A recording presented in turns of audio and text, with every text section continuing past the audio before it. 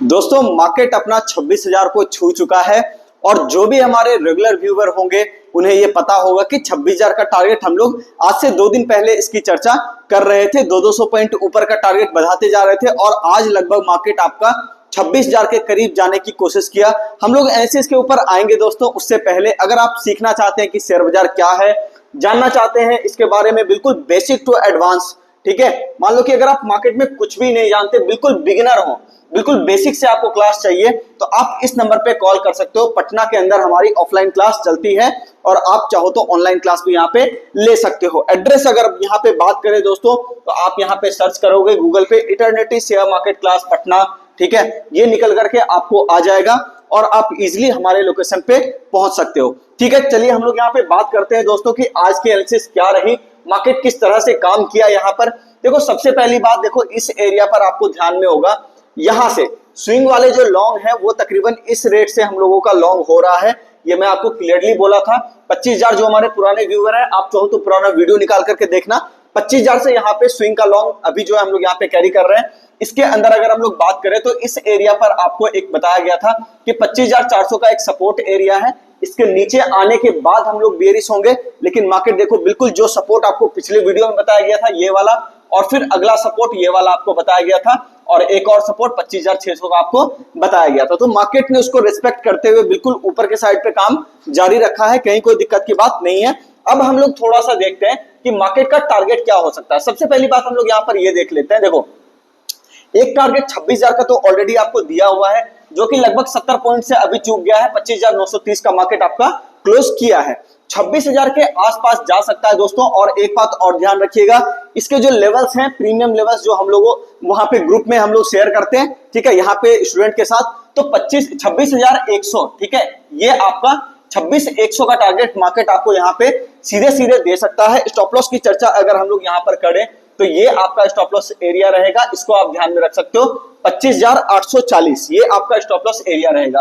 Swing trader के लिए जो स्टॉप लॉस एरिया रहेगा दोस्तों 25,530 का अभी भी इंटैक्ट है, ठीक है। ये जो स्टॉप लॉस एरिया है ये आपको इंट्राडे के लिए दिया गया है, तो थोड़ा सा ध्यान में रख करके काम करना है। देखो इंट्राडे में क्या होती है ना, वोलेटिलिटी कई बार आपको तेज मिलेगी, तो वोलेटिलिटी जब तेज मिलता है वहां पे स्टॉप लॉस हंटिंग बहुत ज्यादा होता है, लेकिन फिर भी ठीक है, मार्केट अगर यहाँ पे आके सपोर्ट लेके ऊपर जाने की कोशिश करता है तो इस एरिया पे आप नजर बना के रखिएगा। हालांकि हमारे जो स्विंग ट्रेड्स हैं वो तो अभी ऊपर की साइड पे चल ही रहे हैं। चलिए ये आपका हो गया। और अगर नीचे की बात करें, मान लो ये एरिया जो है ये अगर इंट्राडे में कट जाता है तो फिर अगला सपोर्ट एरिया 25,800 का हो सकता है, इसको थोड़ा ध्यान में रखिएगा।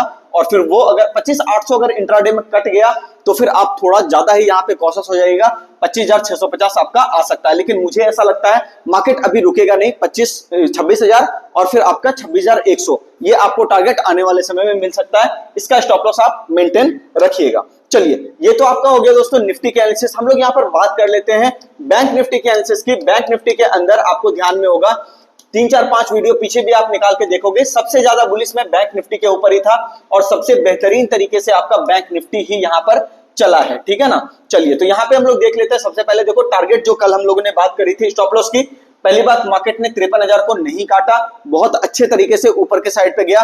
54,000 का टारगेट ये अपना था, इसको मार्केट ने अचीव किया है।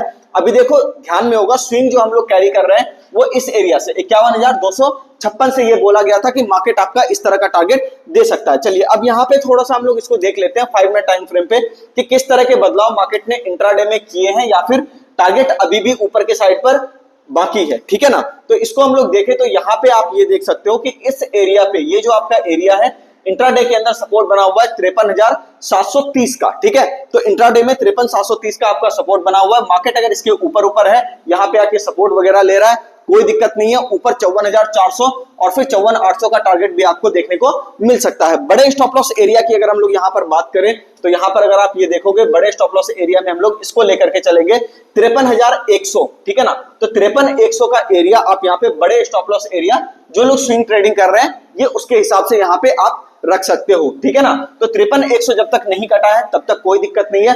मार्केट इजिली आराम से बिल्कुल धीरे धीरे करके चलता रहेगा।